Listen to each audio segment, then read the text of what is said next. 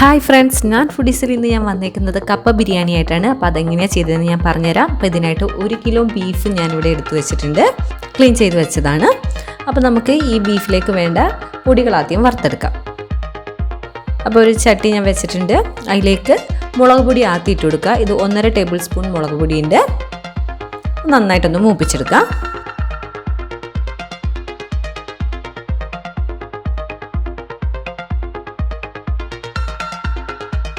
മുളക് പൊടി ഒന്ന് മൂത്ത് വരുമ്പോൾ അതിലേക്ക് കുറച്ച് മല്ലിപ്പൊടി ഇട്ടണം. മല്ലിപ്പൊടി ഞാൻ ഏകദേശം 2 ടേബിൾ സ്പൂൺ ഇട്ടിട്ടുണ്ട്. 1 കിലോ ബീഫിൻ്റെയാണ് ഞാൻ പറയുന്നത്.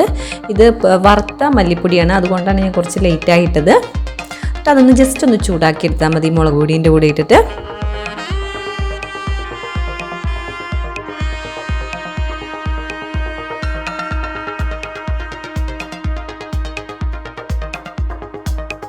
ഇനി അതിലേക്ക് ഒരു 3/4 ടീസ്പൂൺ മഞ്ഞൾപ്പൊടി ഇട്ട് കൊടുക്കാം.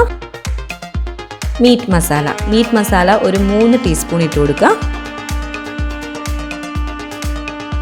പിന്നെ 1 ടീസ്പൂൺ പെരിഞ്ജീരകപ്പൊടി, 1.5 ടീസ്പൂൺ കുരുമുളക് പൊടി,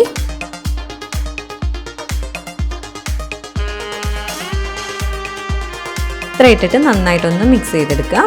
ഒന്ന് ചൂടാക്കിയാൽ മതി. ഞാൻ സ്റ്റൗ ഓഫ് ആക്കിയിട്ടുണ്ട്.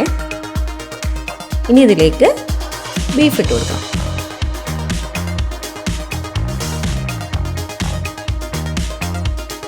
ഇതിലേക്ക് വേണ്ട സവാളയും ചെറിയുള്ളിയും ഇഞ്ചി വെളുത്തുള്ളി പച്ചമുളകൊക്കെ ഞാൻ ഇവിടെ എടുത്തു വെച്ചിട്ടുണ്ട്. അപ്പോൾ ഇതിലേക്ക് ഞാൻ 2 ചെറിയ സവാള ഇട്ട് കൊടുക്കുന്നുണ്ട്.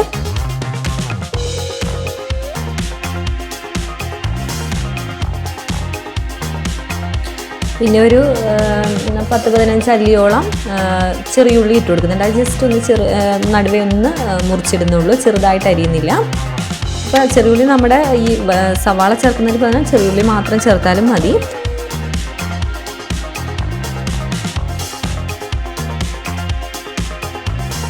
പിന്നെ 2 പച്ചമുളക് ഇതേപോലെ മുറിച്ചിട്ടിട്ട് കൊടുക്കാം. പിന്നെ ഒരു വലിയ കഷ്ണം 2 കഷ്ണം ഇഞ്ചി എടുത്തിട്ടുണ്ട്, അതൊന്ന് ചതച്ചിട്ട് ഇതിലേക്ക് ചേർത്ത് കൊടുക്കുക.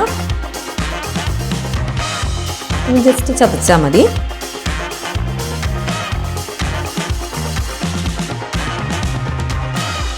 ഇനി വെളുത്തുള്ളി എടുത്തിട്ടുണ്ട്. വെളുത്തുള്ളി എന്ന് പറഞ്ഞാൽ ഒരു 1.5 കുടം വെളുത്തുള്ളി എടുത്തിട്ടുണ്ട്. ഇനി അത് ഇതേപോലെ ഇട്ടൊന്ന് ചതച്ചിട്ട് അതിലേക്ക് ഇട്ട് കൊടുക്കാം. ഞാൻ നന്നായിട്ട് പേസ്റ്റ് ആക്കുന്നില്ല, ജസ്റ്റ് ഒന്ന് ചതച്ചെടുക്കുക ചെയ്യുന്നത്.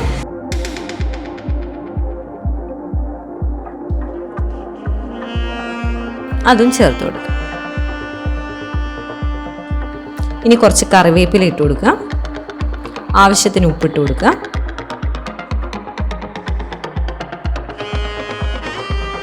എന്നിട്ട് കൈ വെച്ച് നന്നായിട്ട് ഇതൊന്ന് മിക്സ് ചെയ്തെടുക്കുക. അപ്പോൾ കപ്പ ബിരിയാണിക്ക് ഞാൻ ഈ 1 കിലോ ബീഫും എടുക്കുന്നില്ല, എനിക്കിതിൽ നിന്ന് 1/2 കിലോ മാത്രം മതി. ബാക്കി ഞാൻ കറിയായിട്ട് യൂസ് ചെയ്യാനാണ്.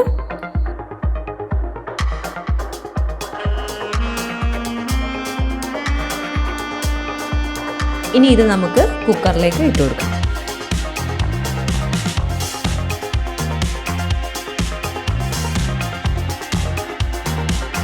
മസാലയൊക്കെ ഒന്ന് കഴുകി കുറച്ച് വെള്ളം കൂടെ ഒഴിച്ചു കൊടുക്കുക. ഒരുപാട് വെള്ളം ഒഴിക്കണ്ട, ബീഫിൽ തന്നെ നല്ല വെള്ളം ഉണ്ടാവും.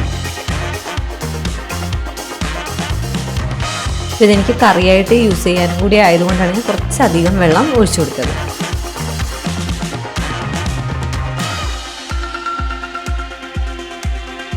ഇനി അടച്ച് വെച്ച് വേവിക്കുക. ഒരു 6-7 വിസിൽ കൊണ്ട് ഓരോ ബീഫിനനുസരിച്ച് വെന്ത് കിട്ടും. ഇപ്പോൾ വിസിലൊക്കെ വന്നിട്ടുണ്ട്, ഞാൻ ഓഫ് ചെയ്തിട്ടുണ്ട്.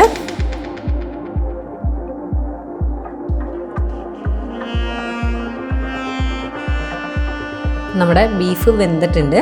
അതിൽ അത്യാവശ്യം നന്നായിട്ട് വെള്ളമൊക്കെ ഉണ്ട്.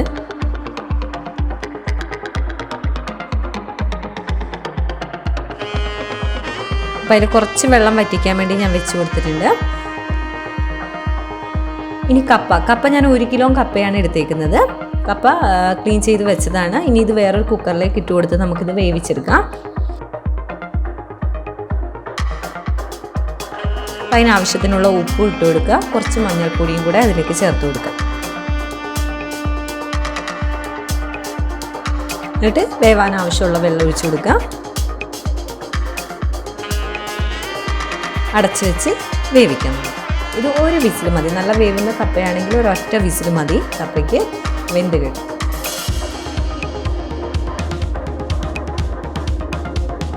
ഒരു വിസിൽ വന്നപ്പോൾ ഞാൻ ഓഫ് ചെയ്തിട്ടുണ്ട്.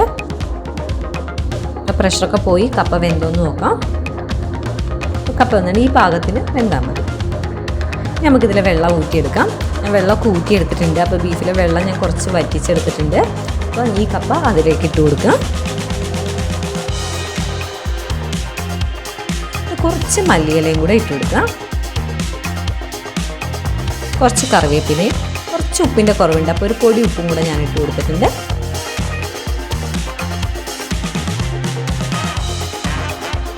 എന്നിട്ട് നന്നായിട്ട് മിക്സ് ചെയ്തെടുക്കുക. കപ്പയൊക്കെ നല്ല ഉടഞ്ഞ് ബീഫുമായിട്ട് നന്നായിട്ട് ചേരണം.